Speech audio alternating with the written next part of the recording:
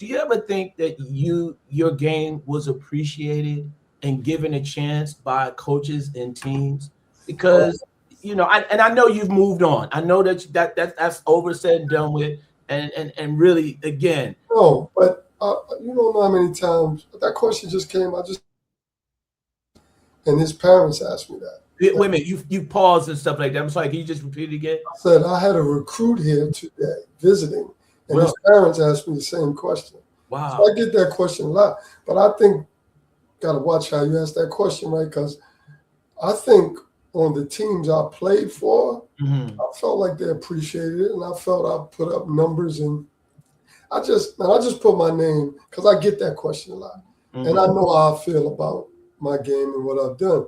So I put my name in Chat GPT, and I said for it to tell me where I stand in the '90s, and it had two guards in front of me. It had Stockton and Gary Payton, and everybody that was like the first tier. Then the second tier was Tim. Who am I missing?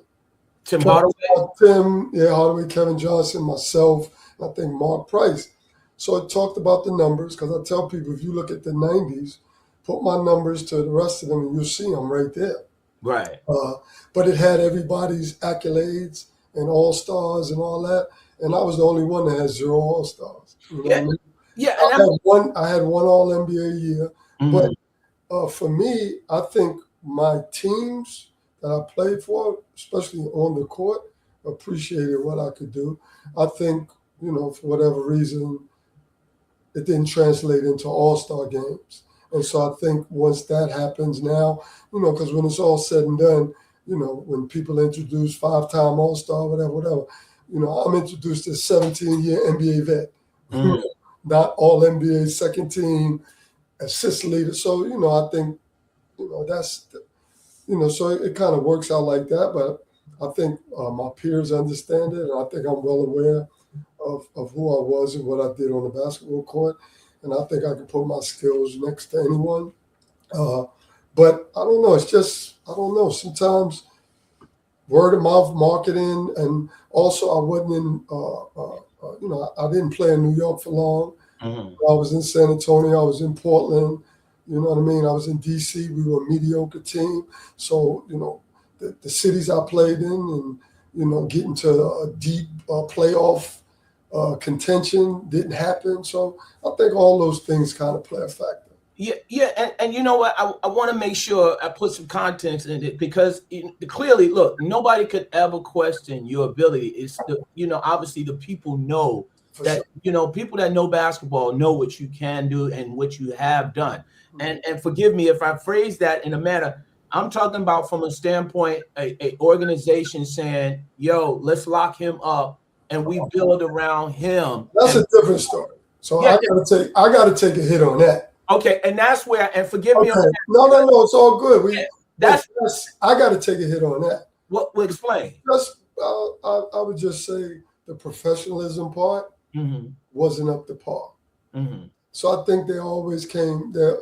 There always was some roadblocks, and I think if you look at why my last 5 years I played on 7 teams, right, and that was a big deal. Like if you look at my statistics, before that I probably was 17, 18 points, 8, 9 assists, 4 or 5 rebounds, almost 2 steals, and then those numbers went down as though. But that had a lot to do with what I would say the reputation, and so I didn't get the same looks, or you Hmm. know what I mean. So I think I got to take a little hit on that.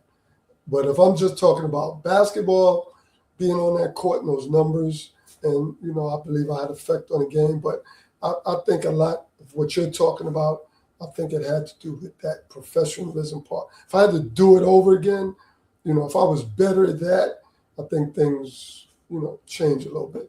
Yeah, and I mean, like you said, it's never it's undeniable. Obviously, what you did on the court is, like I said, it's NBA And this is a legend. great conversation because I'd rather people have an understanding of this.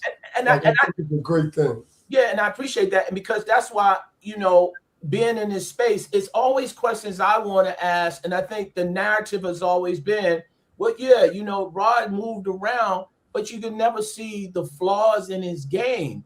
And I think it speaks values in terms of just your character, in terms of saying, well, I got to take a hit on that, because sometimes it's individuals that are not self-aware, but at the same time, it's a growth process.